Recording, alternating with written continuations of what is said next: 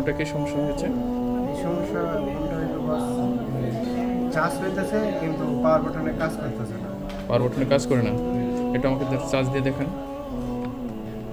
মানে অফ থাকা অবস্থায় চার্জ নাই, কিন্তু পাওয়ার বাটনে চাপ দিলে সেট ওপেন হয় না, তাই তো?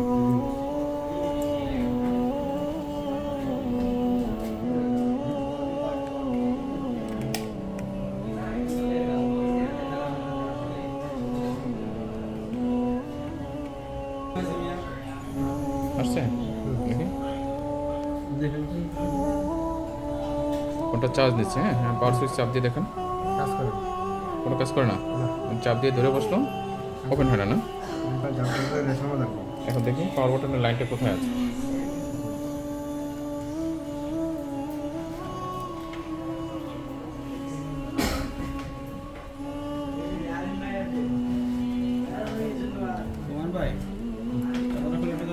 চোখের সঙ্গে করেন, মিটারটা দেখো।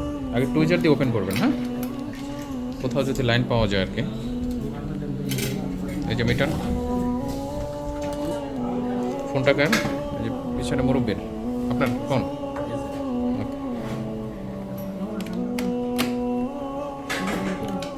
এখানে একটা ভোল্টেজ পাওয়া গেছে কত? 3 লাইনটা হারিয়ে গেলে আগে আমরা পাওয়ার বাটনের লাইনের পাশে খুঁজবো, তাই না? ওখানে আচ্ছা, যেখানে ভোল্টেজ পেয়েছেন ওখানে ব্যাটারি কানেক্টরের সাথে ধরে দেখেন তো ভোল্টেজ। বস রেবন সিস্টেম ধরার সিস্টেম না। ও আচ্ছা, ঠিক আছে। তাহলে আপনি বুঝতে পারতেছি যে এইটাই পাওয়ার বাটনের লাইন হবে, ঠিক আছে। আমরা এখানে একটা শর্ট করে দেখি।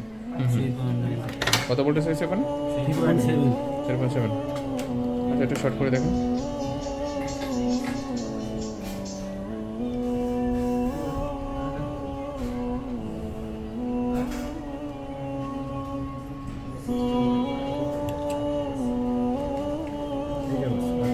ওপেন হয়েছে? তার মানে আমাদের পাওয়ার বাটনের লাইন কি মিসিং? গেল আমরা খুঁজে বের করতে হবে। পাওয়ার বাটনের লাইন মিসিং। এখন পাওয়ার বাটনের লাইনটা, এই জাম্পারটা কোথায় নিয়ে দিবেন? পাওয়ার বাটনের পজিটিভ লাইন। পাওয়ার বাটনের পজিটিভ লাইন। পজিটিভ লাইনে। তাহলে ক্লাসগুলো খুব সুন্দর করে বুঝছেন না? জি বস, প্র্যাকটিক্যালে কাজগুলো সহজ না কঠিন? একবারে সহজ। আমরা যদি না জানা না থাকলে বস জানতাম এগুলা তাহলে খুঁজে বের করা সম্ভব হতো না। অ্যাডভান্স লেভেলের কাজগুলো করা যেত। না, আপনার কাজের অভিজ্ঞতা ছিল কত বছর? 10 বছর। 10 বছর। তো এই টেকনিকগুলো যদি জানা থাকতো শর্টকাট হইতে, তাহলে আরও সামনে এগিয়ে যেতেন না? জি বস। এখন সামনের দিকে এগিয়ে যেতে পারবেন ইনশাল্লাহ। জি বস।